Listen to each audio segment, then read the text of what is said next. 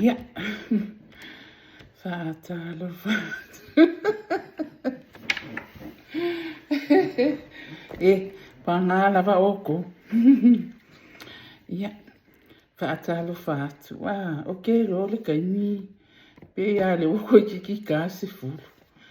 Ia, ai whapia. Whaia kupia sia o video le e po. Ia. O ngā o walu lo lea o ke malo lo. Walu le ngi ia so walu Ia ai se uma whamakala. Ai se I awaku mua whaatalofa. E o ke iloa ia o kako vidu. Ia e mua I whaatalofa atu. Ia te o tō malawa. Ta mama tutua o naitina matutua. O susunga I whaafea ngainga. So se whaatawhaita ulanga. O le hala vale e kālesia. Ia whaatalo whaatu. Whaatalo whaatu fo I loto mamalu. Ti ia lato umau. O whea lava o nei ke lope. O loto wau mawai. Ia o na o ngā luenga. Ia o a inga fo Ia mo o tō umau whai ainga. Ia e pe o le whaatalo whaatuna. Ia e whaamari aku fo I lo leo pe a whai e o kele o leo kele aku. Ia e mai mau a pe anga whaapeanga au mai e lea di se leo fo I le se leo kau maa losi fo angai. Wau ke langonga pia au le leo ngā lea e manga o mia la vai ngai o kako kangaka. Ia whaatalo whaatu o ai lava o viu mai le nei video I le nei taimi. Ia e se uma kako kaini. O mako pia le wa le safari se fulu. Ia po o ke a fu se fulu. Ia ai va ve ana o video. Ia o nei aso pe nga o whaaso aku. Walu nei aso walu. Ia wala mai le tae hau. Ia hei masefe au nga whaia le o le a inga nei aso. O wala mai le kae hau. Kikilo aku. Ia nai ku mai le Miss Kola asi o uso fo ia o mau New Zealand. Ia o vili feso kai ia le mau aku. Ia ai vili mai fo I manaiti nā fo I. Awa o le mako e kalesi. Ia awa fo I fufuanga o nye yaso. Ia alua ko ele si afa I ku la. Kikilo aku. Ia o le kaimi o e kaunga usa au ni.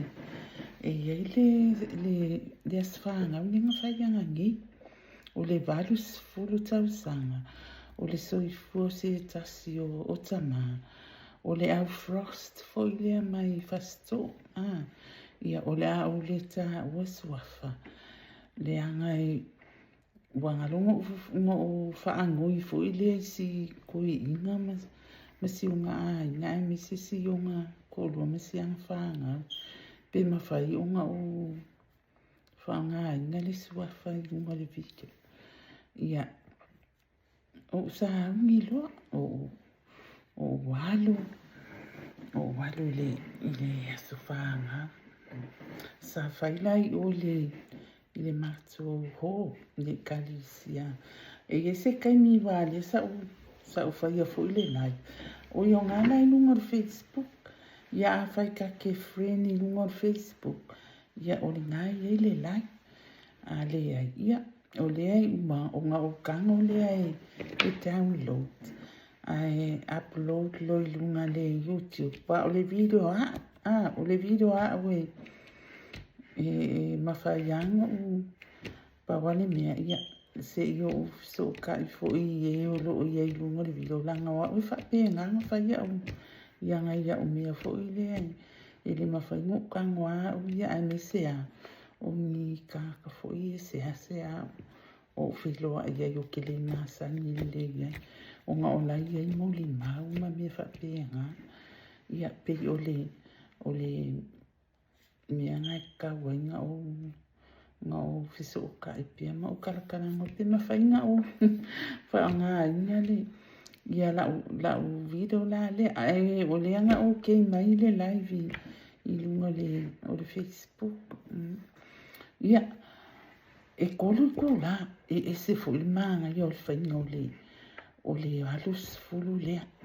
e ngā keita mo le ongas fuka ngaka ia ke lea fui o se tanoanga ma si tina le whariku o skoi ina le whaapea o ke le o ngai inga o ngai friends fui ia o nisi fui o le au luku sa ngau e wala au lia ia ai wale o ia le wala au lia o ngā o lai halu ala ko ia I lunga o le mea wakalangoa I ngai ma whahanga wa ia ka kelo fo I whahanga I ngai vai ken I le koe manga ngā o I mea fo I ke kele ma whainga ka o le stress le si mea I le whahanga yo ingo mea awa fo ia o ke makua I o lango ia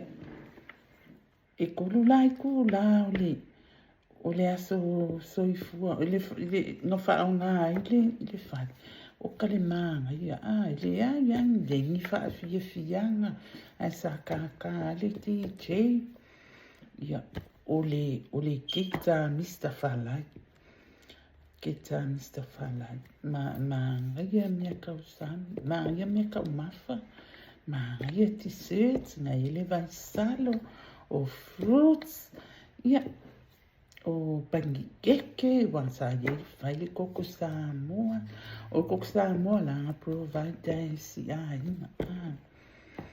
o le kelo Islamia ai o le main ia sa ye lu au ma le tele o isi ka mafa ia ka o Mr. Falai ia tato iloa o le best of the best ia o le ngata sa matou whiloa I fo I lama ma Mr. Falai ia tu e fo I ma kua ka Mr. Falai awa Mr. Falai ia o le si celebrity nga o Mr. Falai ma si o na ai o si ma ko celebrity nga o le wa ia I mapo ia afa e ke le kilo o se celebrity ia marie mai o wa kua I celebrity Mr. Falai masi ona ai na I mapo ia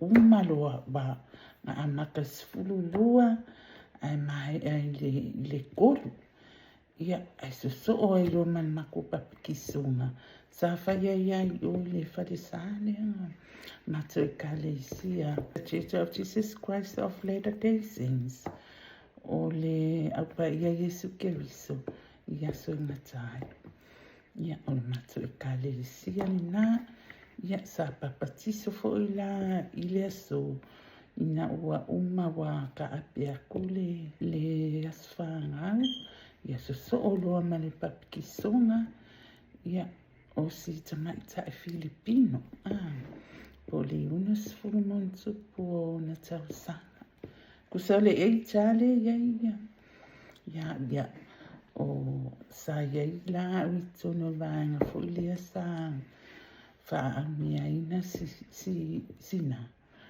ia o kale fia kusa ngale lua vai aso ina fa ia ngale songa tu fo ia yo le avanoa ma le e fa ia lana fifilinga ia wale vanga fa pe ma ka ika ma ko ma fa pe ai pe ako se ma singa po le lua ma singa e fo ngale manga o ia se ma fo fa pe ia ai anga ma le so ai kala mo mai lo fia papakiso ia le langa papakiso ai ni kusa nga le 2 weeks ale anga le la sa fa ia ni langa papakiso ia o usa o sa o whaia le tatalo amata kakalai le ole opening prayer.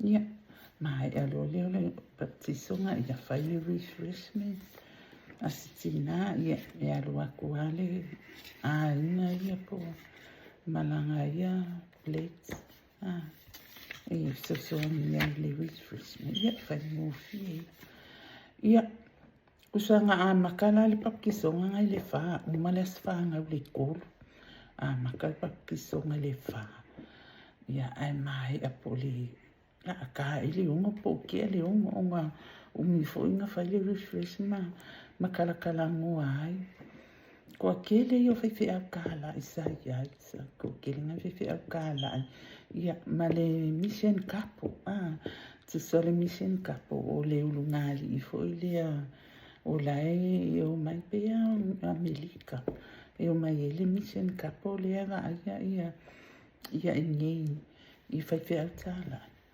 ia sa ia i uma sa ia sa usu fo ila ko pisi whaakasi i le kaimi o le le musico ati mo le partisonga o si uso ia mai aloni o le ai o mai loa male au pisa le male au pa o le fo la ami wha ia e sa mai ia ole miana vai ele ile vakele no o mai fa ia o ma mai lo le o mai fa ka no kulo le o ma fa ia ko mai ka wi ia o vito au ka no ko wa le lo ala o na o fili alo ia ile fa pe o fa ko fa pe o fi fa ale na fili alo e ka ka o le fili o le mea lo fasi au whaanga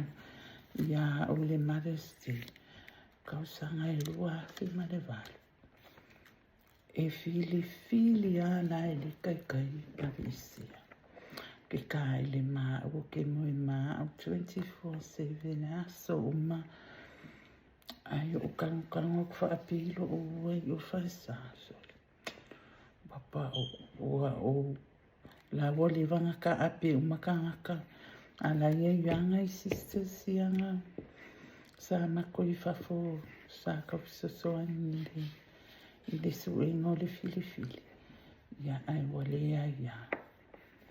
ya o sa wa ya la o fia fa ngo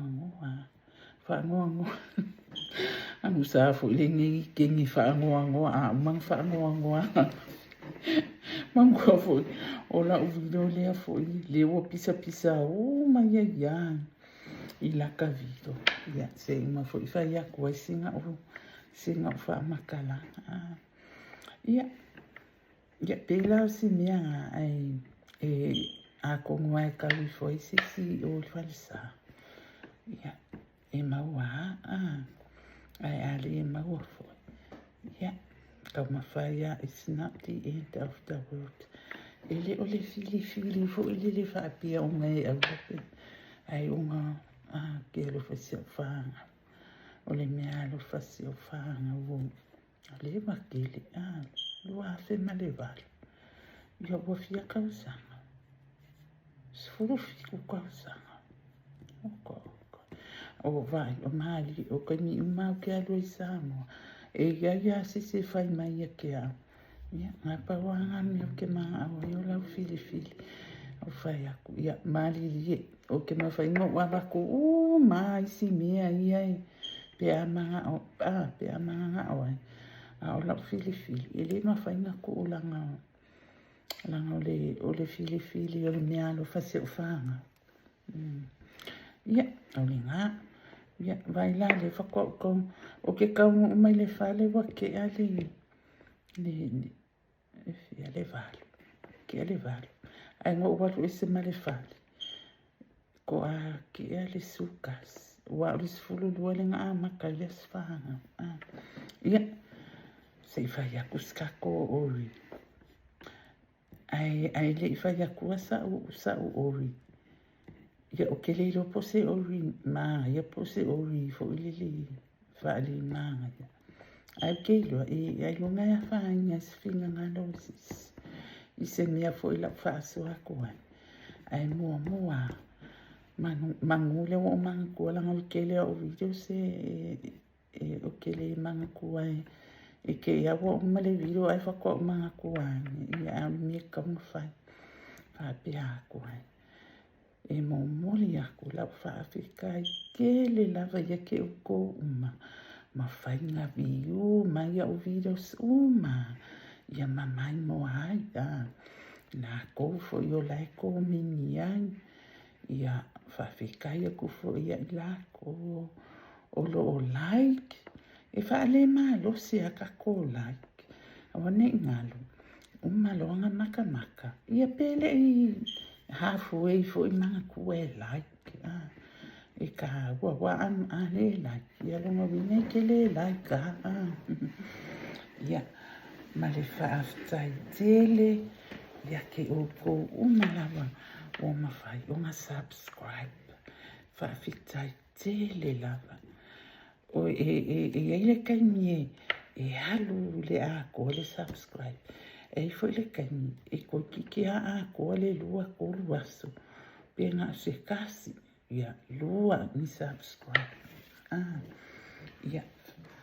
ia whaamone mo subscribe mai le kako channel subscribe mai le ka channel a whaapia fo i o ke alu aku e siaki aku ia i la kou ia wa subscribe ai o ke le i subscribe ia ke oe ia o panglo subscribe straight away ia o ka ole ai wala whaingo fia le ngai ke au o ke loa i o lau ke le i subscribe i le kangaka wa e iei kaini o ke alu ai wha solo sue uma ia i la kou fo i o laile i subscribe pa ile wha ia mo mawhai ai le anga o wiloa o le kele a lao o le kele au kangaka ia wa o view i ngana ko o pe o la wa umanga o subscribe pa wala le mea o kele o iloa po subscribe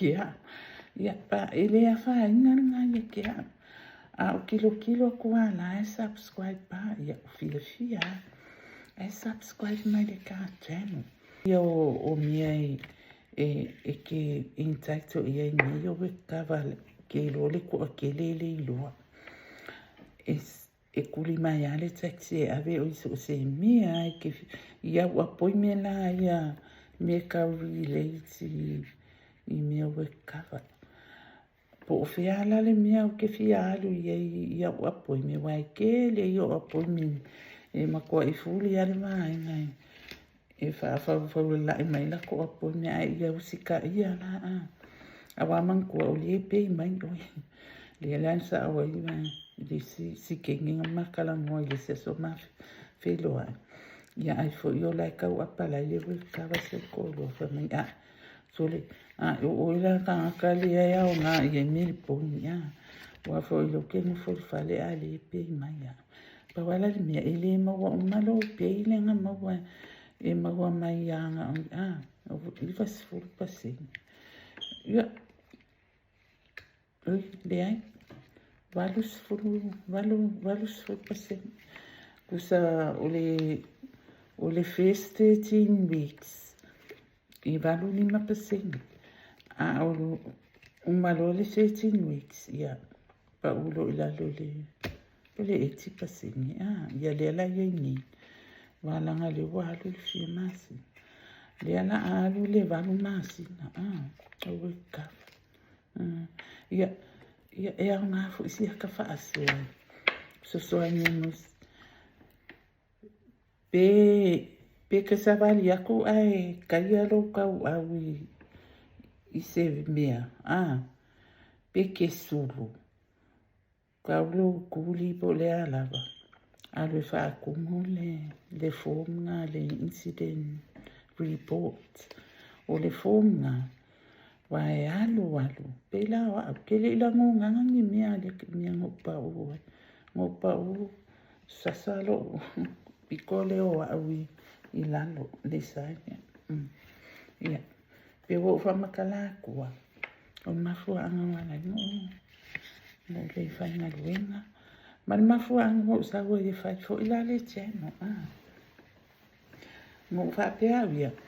Ile kaininga o amakanga ile cheno. Nga lo sa wa fo ile pingi o mia fo ile o ke sa we. O ke fia fai kalamari e aima. Ia. Ma ke wai ia o videos. Ia o videos ngai. Lea iai. Ia. Awa ke wo fai ia. Ia le la wo fai ia mamia mui. Wo manga awa e mani tai silo. Awa ili fa pia we kawa I pia le o langa akoa. E ia ile kai mia lua umalole we kawa ngala ia.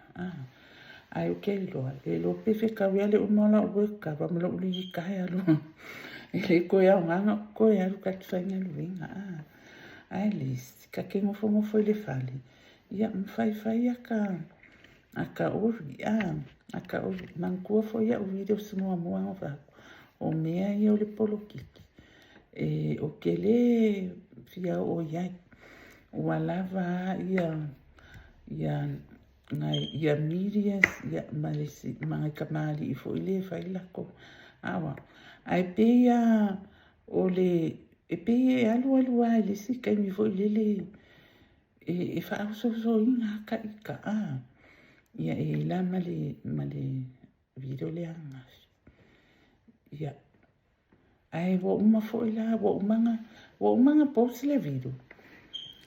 Ai ngai le kai no fa pe ka ngo fo I fo la video ai le kipea ui ai ile mianga o kalangoa ko ai la ile si video nai ke le ai si mea e kalangoa ma fai ai le video a wale channel wa ile ma fai na grow le channel pe ale se video mianga o kilo aku I si le ai e pe fa e manga nga fai le channel ai kaule ai se video se mianga fai ele loko kangaka e o fo ia ka ika ia ile ye so kama fa ka ke sawe ia sila fo ila ia o video moa e pe o kele o confident fo ile o ke sawe ia ai fai ia okay fai ia okay o mi fo ye pule I me ke kalangoa ai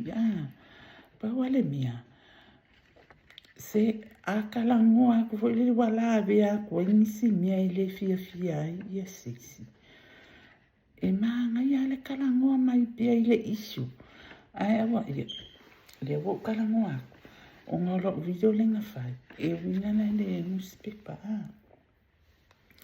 vai o leo ke sea kua ia yo ulangunga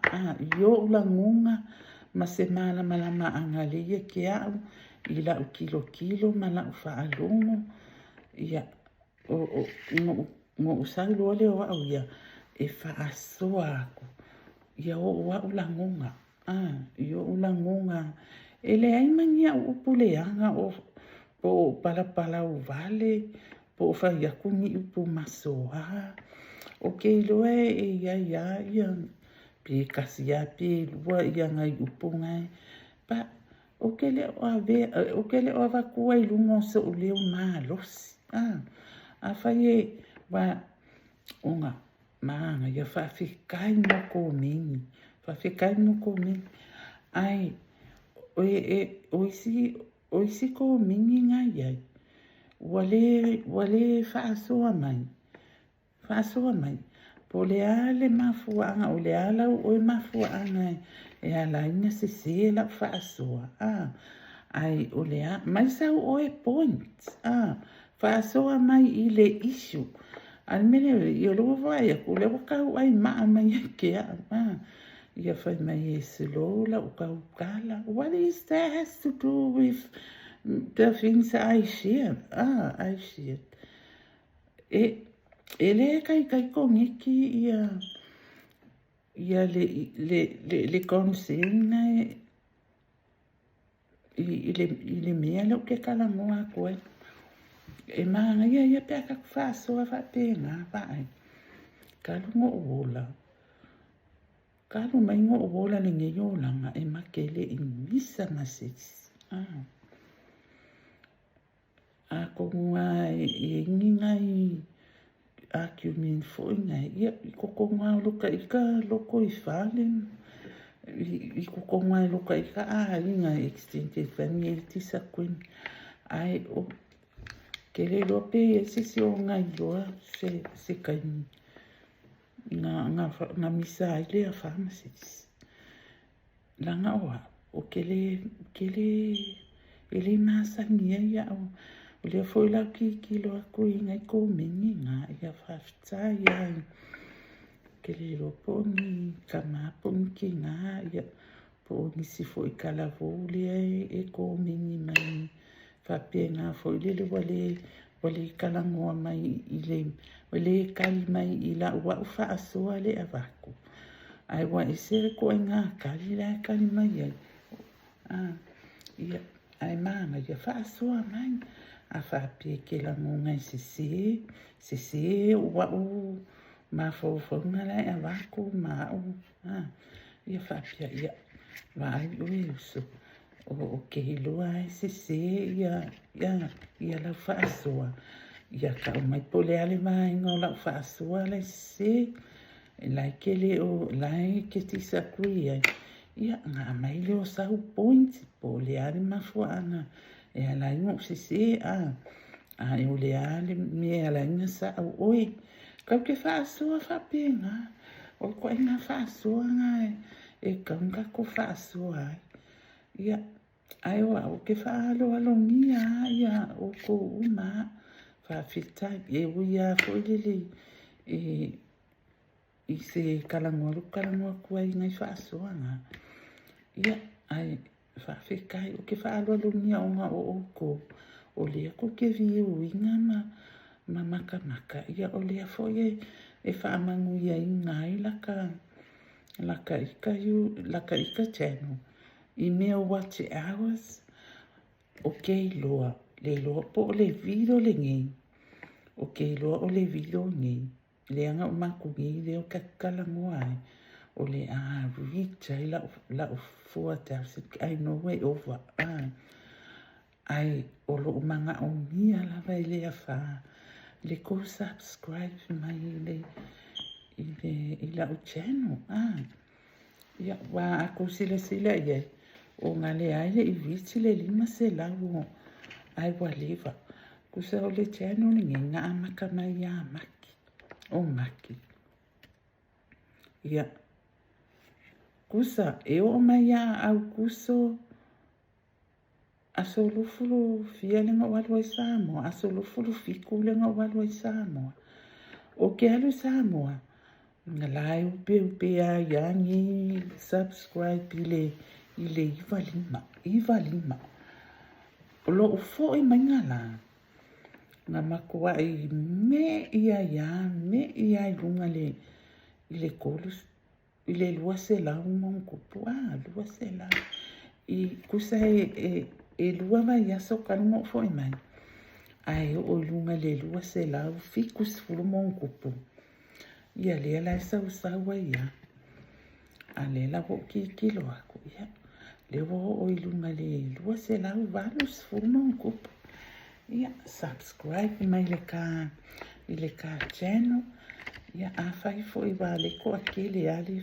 ele ko akele e pienga le ko kolua ko fa le fa pia mai e fai asis lo o la kala ngoa ia sa wai lo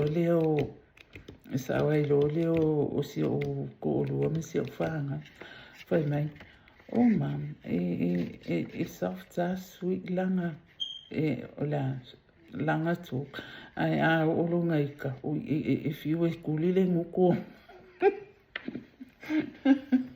ia ai ka kele fia fa penga ia o le miele nga o le ngo fa pia i la fa isina video mo le ngi ya fi ai ko sila mai o maka o makua i o fia mo ya walu le aso o walu.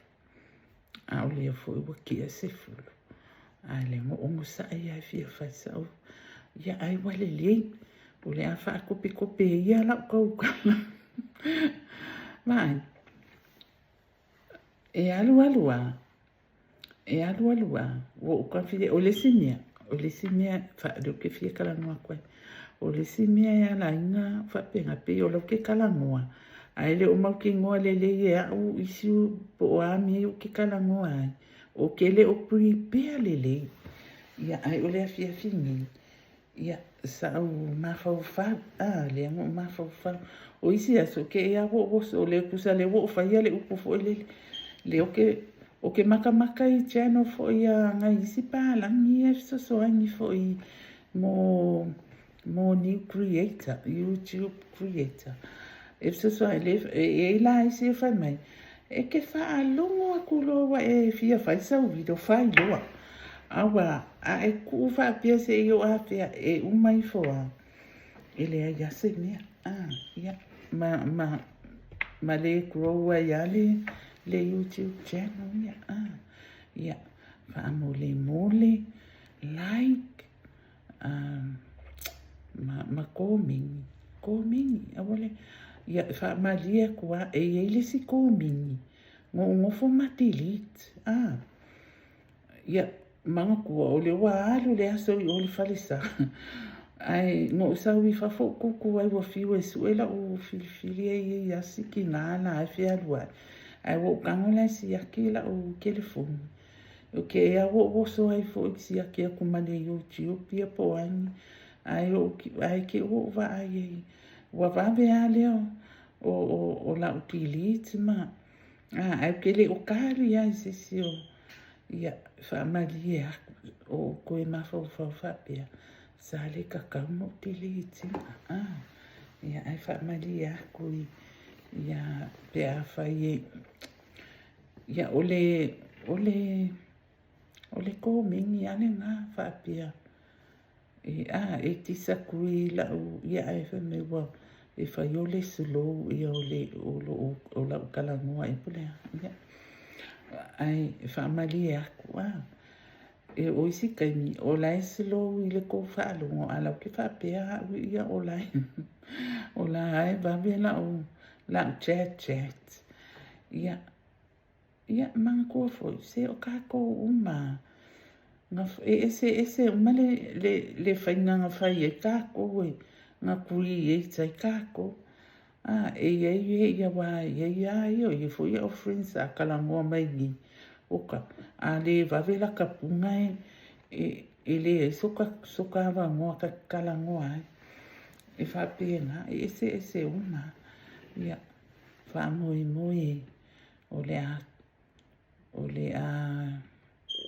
le ale se fa ngai le ko fa fonga mai i la fo i fa so ma la kala ngoa pa wa lo ka i ka leo male se lo na fa i ka le ali ya i fo yo mia ngai e ala inga le si se fia misa ya ka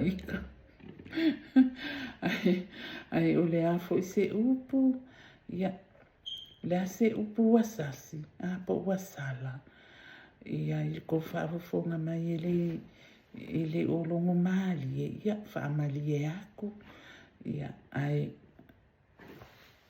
kako fa so fo ile fa so e kala ngoa ai le maka upu ai ole se a ka ki feika le nga mi o leika o afu ya mo le si la fia a wa ke lo o nga ola o le selo ola kala ngoa pe ka o nga ka ai si e maka o ma videos maka e o le an me o lo ke lo o la maka a wa le la reach la o la fa le fa fe ke lo ai o fa po le video le nga ma ko ngi le ai o ke kala ngoa ko o ke lo ai la over ai ele mafai anga mani tai sai la o account o nga o lele kai nga ko le afi o subscribes mea ngā fisosoangi mai I le kāteno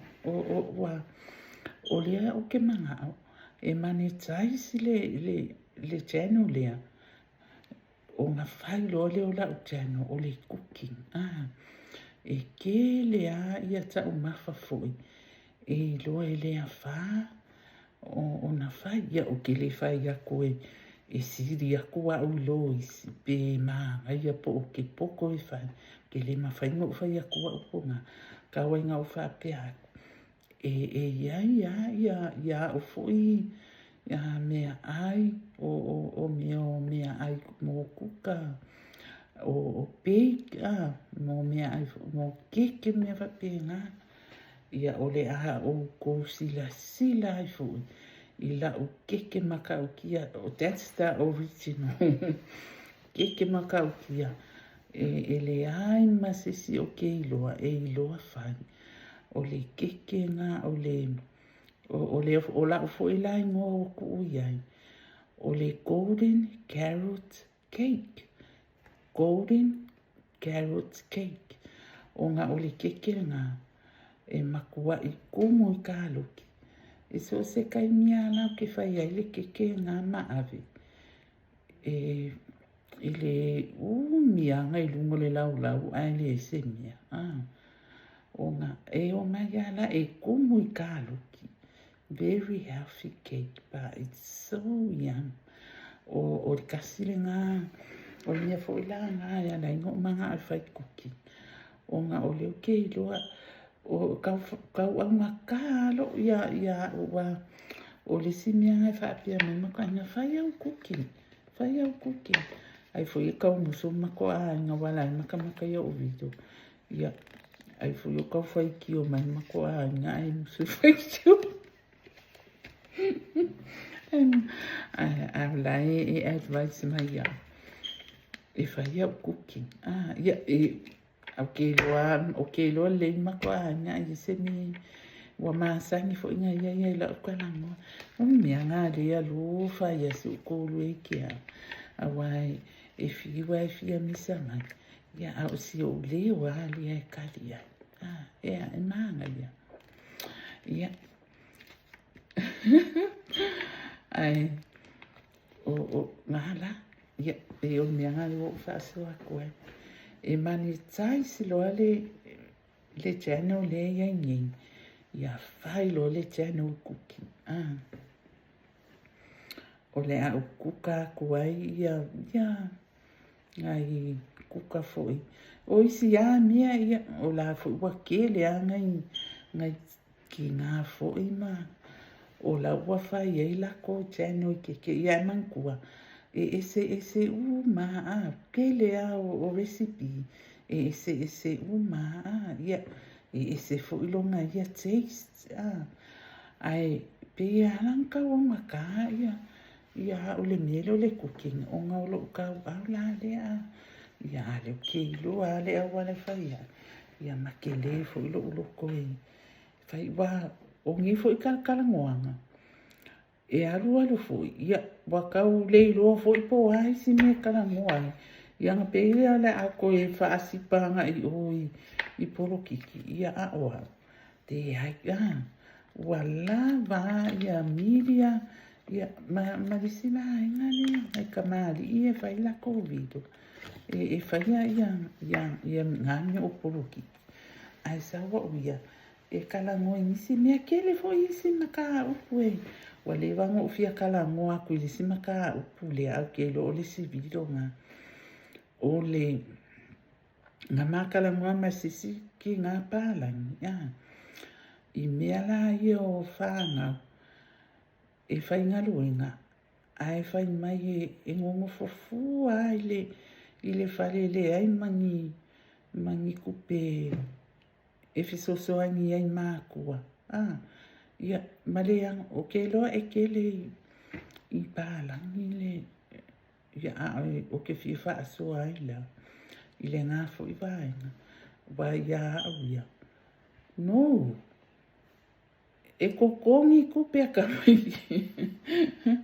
au kokongi e fisosoangi Fesoasoani kako whāngau i le koko ninga o kako pili wa umamia e koko le se ngofofua se ilunga wa whaipuipu wa alu role kanga kai whailunga ai ia sa olo koloa ia ianga kupe ai ole kai mile sinko le ngofo i le kako i kako whale le kau ke ngofakas oi le ai oi no way e kokoni e langa contribution e whai i le sosoangi ai i expenses ia o se whaasoa le ngā o le afo i se whaamakalanga le wha ua le kauka maali i se whaafonga mai i se maitau mai